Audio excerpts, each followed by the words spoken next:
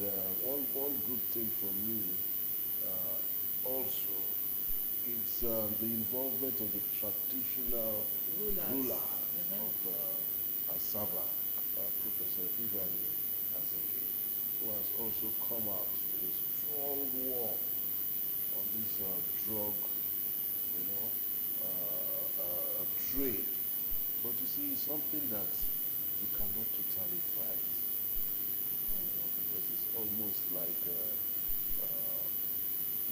many vices to bad governance and the fact that there's no job. But I don't really think so, because everything that happens, we always find a way to blame the government. But I guess we're going to be hearing the side of our paper analyst on this topic to know what he thinks, and then other trending political issues too. The president also said the governor should make the grass wetter for its citizens, and I would want to know what our paper analyst also thinks about this. Quite a lot is also going at the federal level. I think I must actually give it to Mr. President. Yes. It's within this short period.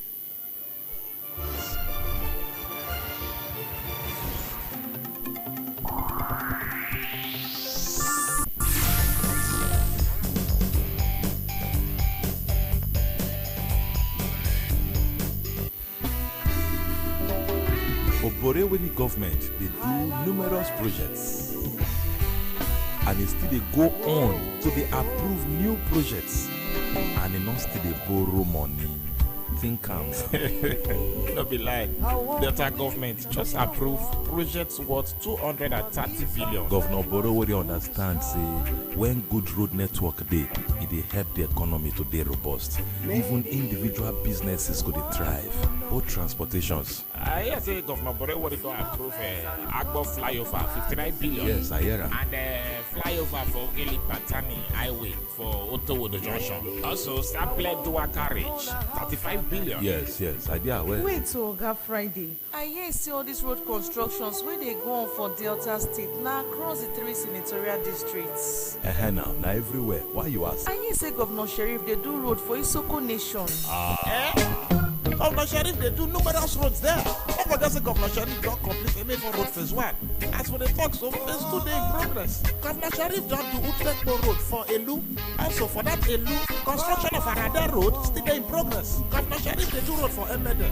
He still they do for Olomo Road, Ibide Road. Also, Tiri Incana roads for Ideheze community. Construction of bridge dey in progress for Asaba Ase. And this Asaba Ase bridge, when it dey completed, it will connect Uzere for Isoko South to Asaba Ase for nobody. Don't do. Governor Sheriff more agenda. Na real matter. Governor Sheriff came prepared to govern with excellence. Brought to you by Delta State Ministry of Information.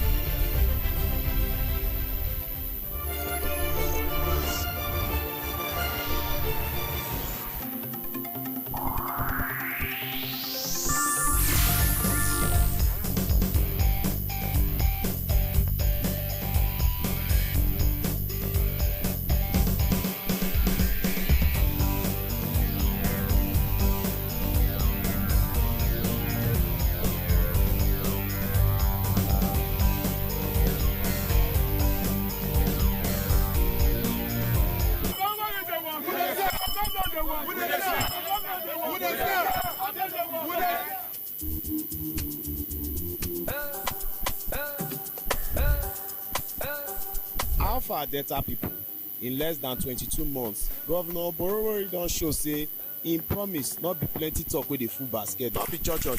With im more agenda, meaningful development, opportunity for all, realistic reforms, and enhanced peace and security, progress don burst out everywhere. Im don upgrade over 500 roads, initiate over 300 new ones, and build plenty bridges wey dey connect our communities.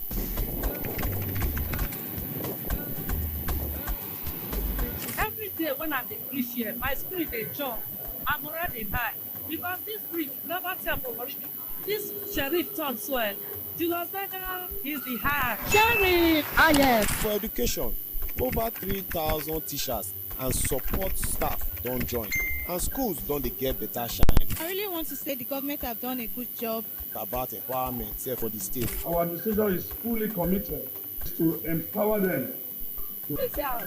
Everybody no go come again, we go still follow am again. Our hardworking civil servants also dey enjoy support, and for our security agencies they don get 66 security vehicles when our governor don say make e enter the road make e protect. Giving you these awards as the most all-inclusive state. Make we join hand celebrate our leader wey truly dey make Delta State dey shine.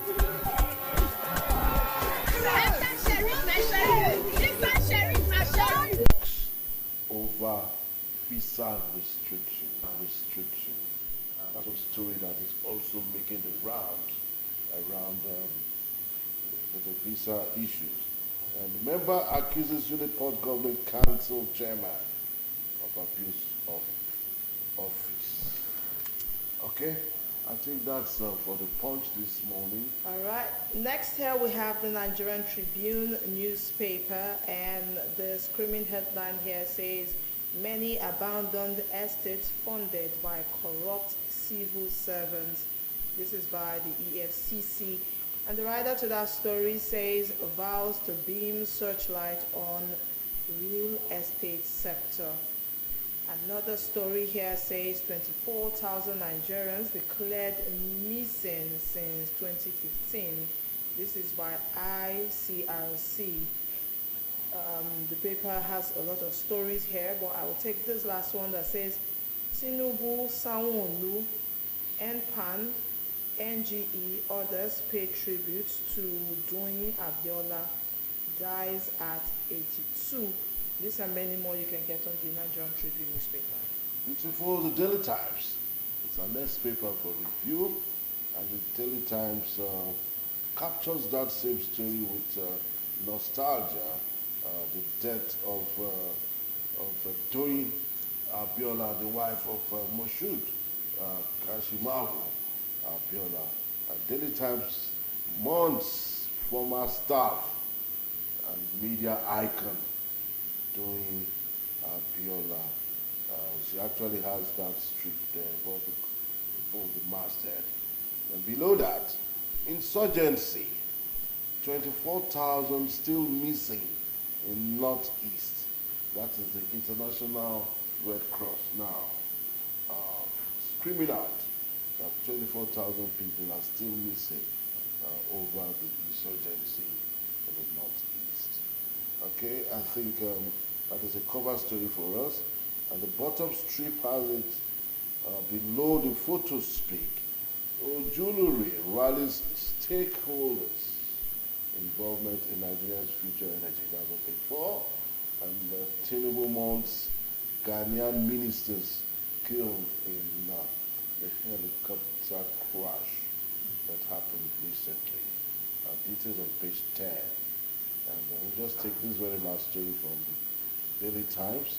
But he issued 7-day ultimatum to WAEC over unreleased results. That's on page 6. All right, with me here I have the New Telegraph newspaper, and first on the headline here says, Olukayode, many abandoned estates in Abuja owned by civil servants who stole public funds. And the writer to that story says, why corruption cases are rising in Nigeria by Sanusi, says many public office holders today not well brought up. Okay, at the top strip here we have this one that says JAMB sets tough admission criteria for U16 candidates, and that's on page 6, inaugurates National Screening Committee.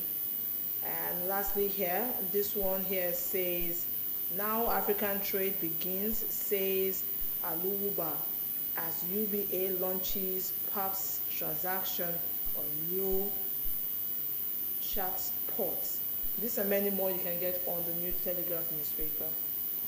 Daily Trust. It's our next paper for review. The screaming headline here also has Taraba, 8 months without deputy governor. I can imagine how a governor will stay for 8 months without a deputy. All right, and below the masthead, we have what to know about new insurance law. These are the laws that were signed yesterday by Mr. President. There are new laws, and I think they are also good laws for us. Benny Gwari motorcycle phone theft replace abductions. Motorcycle phone theft replace abductions. I think it's better to steal motorcycles than to abduct, if you ask me.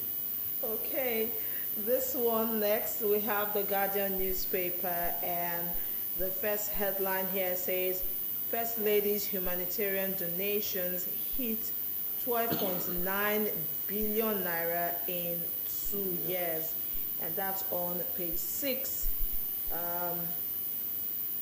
There are writers to that story, but let's move on to another story. This one here says Nigeria may split without restructuring before 2027. This is by Wodo, as he warns. Court restores interim for future order on assets linked to Yahaya Bello. And the last story here says JAM sets higher bar for under 16 candidates. Do grab yourself a copy of the Guardian newspaper for more stories. The Nation is our next paper for review. The Nation has money laundering. EFCC launches probe into real estate. I think that story is a catchy story that has resonated on every pages of our newspaper this morning. And I'm sure Ben Akizi will speak to this conversation so that we can have a better understanding. I think we'll just take that story alone from the Nation. We move over to our next paper. All right, moving on to the next paper, which is the Vanguard newspaper. The first headline here says 2027 options before the North. The writer there says faces tough choice over Tinubu, Jonathan, Atiku, Obi, and Mechi. And lastly, again, this story making out on other paper says many abandoned estates in Abuja owned by civil servants. This and many more you can get on the Vanguard newspaper. All right, the last paper for review this morning, the Daily Independent newspaper that has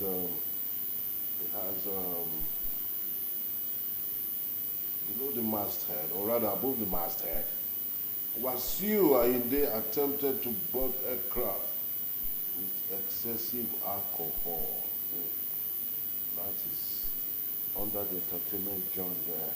Wasiu Ayinde, an entertainer, trying to board with excessive alcohol. Okay, we'll find that out when you pick up a copy. EFCC to beam searchlight on real estate sector says it is only in Nigeria a civil servant can own 500 million naira property. Okay? And below that, Tinubu draws applause for offering retirees free health care. That is another plus for Bola Ahmed Tinubu for the senior citizens. Okay, we have this one also. 712 billion naira airport renovation. Obi questions whereabouts of $500 loan for airports upgrade. And on the flush, right, of the Daily Independent, we have the story. A Buri-led Labour Party faction protects exclusion from by-elections. On page 6, and JAM unveils committee to screen 599 eligible candidates below age 16.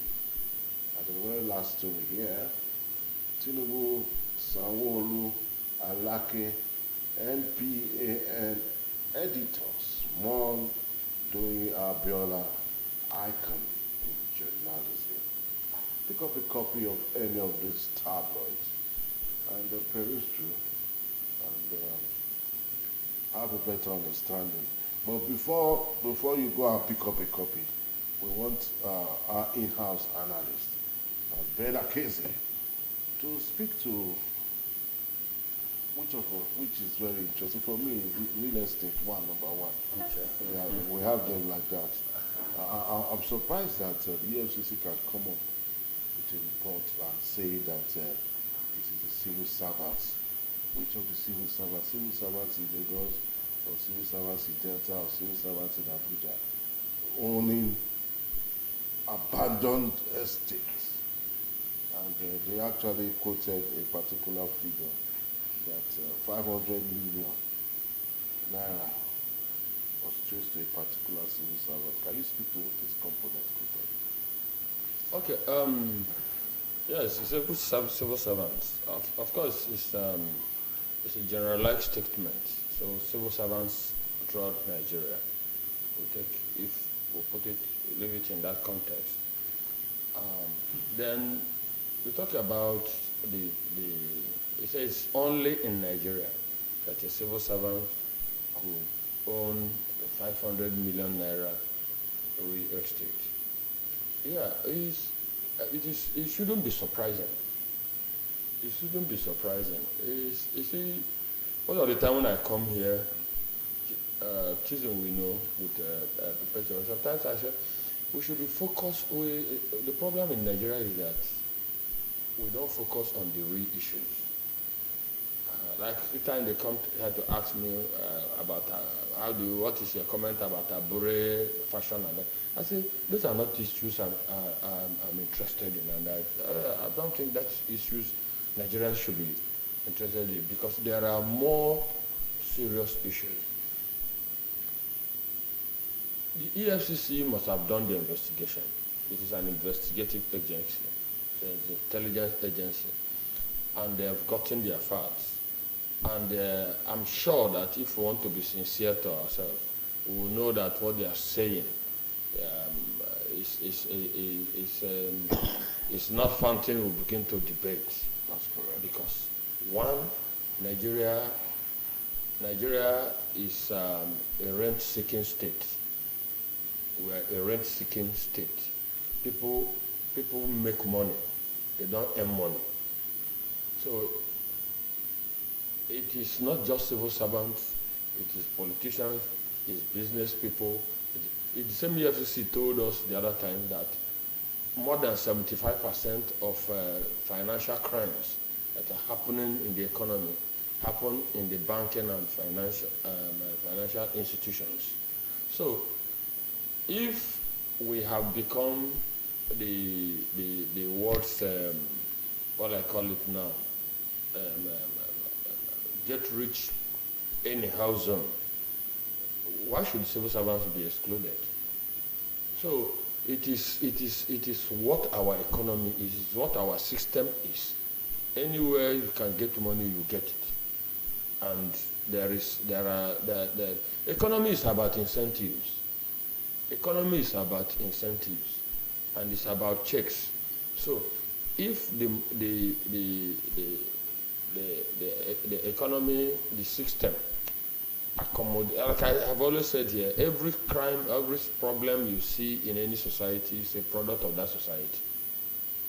It's a product of that society. So the EFCC, they are not saying anything new. They are not saying anything that will pretend or will sugarcoat as if it doesn't exist. It exists. If we do access tracing in Nigeria, if we begin to say for everything you have, we must get to know there's an accountability system that holds us, everybody, not just those in government. Because that is where we have been missing this. Our focus is the president says they have given so much money to the governor says things are very, that is not our problem. That is not, if we want to build this nation, then we must do overhaul of our institutional framework, both politically and economically. Okay, Mr. Boni, you mentioned the governors, which brings me to this next story that's on Vanguard that says 24,000 Nigerians declared missing since 2015. Now, with the removal of fuel subsidy, you would agree with me that it looks like we've become poorer, or the nation has become poorer. Are we at that point right now where we should begin to hold our governors accountable? Because in Nigeria, every little thing is the federal government that we blame. Do you think that a lot more needs to be done? Because the case of insecurity is literally everywhere. Just yesterday, a friend of mine, gunmen went to her farmland, killed all the birds, and also killed her father-in-law. So this is a trending and reoccurring issue. So who do we hold accountable right now? The federal government or the state governments? Good. Whatever you're seeing, theologically, they will say everything, whatever is you're seeing in the physical has its root in the spiritual. Whatever is happening in this country, the root is at our center, that's the federal government, the center. We run a federalism on paper. We run a federalism on paper. Functionally, Nigeria is more of a unitary state. The powers that are domiciled at the center, that enables the president to wade life or death power over the country, it's unimaginable. These are things people don't understand. I am not saying there should not be accountability at the level of the subnationals, but we are discussing economy, we're discussing development. Economy and development, they are pure political economy issues. So we must constitutionalize them within the domain, within political economy interpretation. You know, it's not about isolated interrogations and the narratives. No, you must be genetic. You must be genetic in your analysis, in your interpretation. Now, take for example, they said this thing that is coming from the national is that that is what is on the airwaves now, the dominant narrative, that the president has given governors money. Since they removed subsidy, the president has been giving governors so much money. To make the grass greener. So that they should hold the governors accountable. To me, it's an indirect way of blackmailing the governors. It's an indirect way because, number one, this is not the president that gives governors money. When we go to Federal Allocation Committee meeting, it's like we are going to attend a cooperative meeting. You know what I mean by a cooperative? All of us are contributors to it. When we go there, we go to take what is due for us, what is due to us from the common pool. That is why it is called federation account. It's not federal government account. So when states, whatever state goes to get is what the Constitution, what the law has said statutorily, they are entitled to as members of that Commonwealth. So to say that the custodian, the federal government is only the custodian, it's not the owner. To say that the custodian gives, you are missing the point. You are missing the point. So again, you said they have been given so much money. Are you talking of money? The kind I said you must give it political economy interpretation.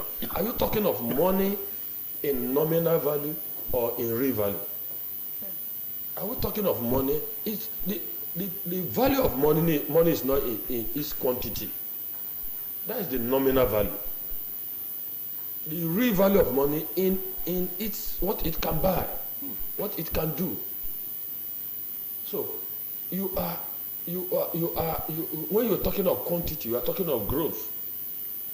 When you're not talking of real value, when you talk of what that things you do, you are talking of development. You are talking of development. So, I had customs this thing said. I had one municipality said that. So why the customs justifying the extension of the tenure of Office of the Controller General of Customs that they have tripled. They tripled the revenue target. Why would it not triple? Go to the ports. Tariff on everything has been tripled. So revenue will naturally triple. Collections will definitely naturally triple. Because you have increased the taxes, you have increased the imported, you have increased this one, you have increased the tariff. Yes, you are chasing money. Now, those things has pushed inflation. So, you are civil servants. All of us earn. Now, the minimum wage is 70,000 naira, isn't it? I think Delta says it's paying 75,000. Fine.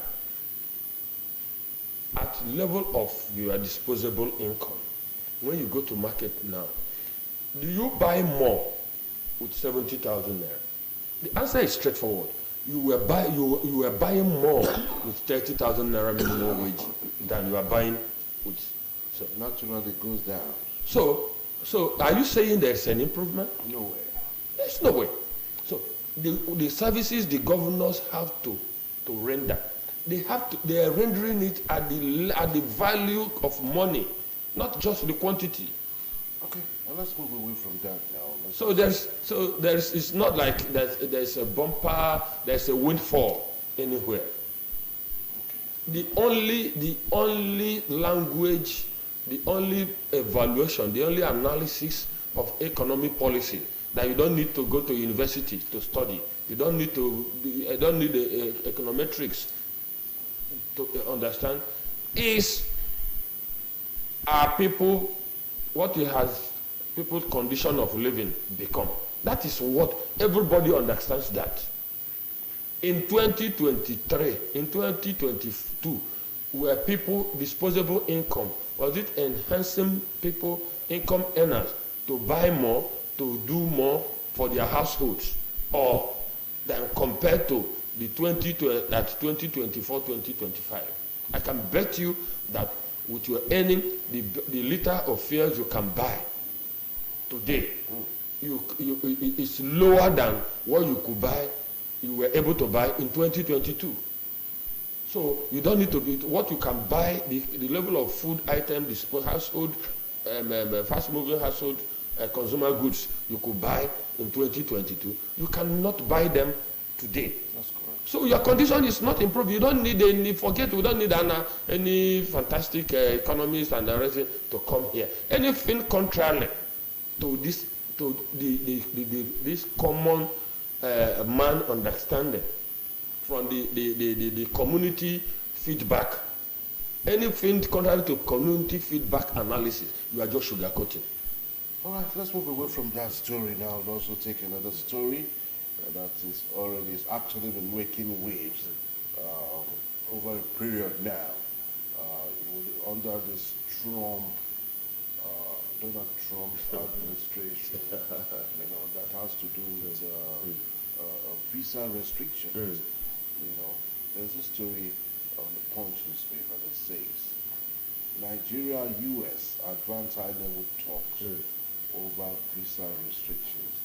I know Donald Trump. I don't know the kind of adjective I used to qualify that man. Instead of him to make things work out and give everybody a soft landing, it's rather making it very difficult and complex. Nigeria is not the only country involved by this visa restriction. I do think it's a very good sign for us as Nigerians moving forward. Okay, you see, the problem of international politics. The problem of international politics has been this issue of, what will I call it? Certain call it in diplomacy, I will remember. It has been there all over from time immemorial. but the hypocritical narratives, clouds the real thing. The international politics has always been politics of competition. It has always been politics of the big powers, So, anytime I have always told when I say this thing, I said my study of international relations showed me that no nation helps another nation. When our interests align, we cooperate. When our interests diverges, we compete. It is simple, and that there's nothing else that happens in the international arena. So that is why foreign policies are driven by national interest, declared national interest. So you cannot formulate another country's foreign policies for them. You prepare yourself. You prepare yourself so that you are strong enough that the strong nations will seek you for an ally, not as a peripheral partner or the people they could use as the chess game of international politics. So you can see China, you can see Russia, Trump cannot trample upon those people. Any way he comes in his bullying approach to international politics, he will meet equal response. He will meet equal response. You will meet that action and reaction are equal and opposite. You see it at play.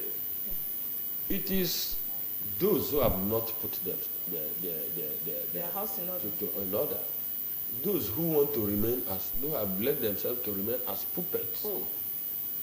That are worried, that are be panicked that if Trump, like the way we are, the way our country is. That's why I say we discuss so much of politics. We don't deal with nation building, the real issues of nation building. Nigeria has everything.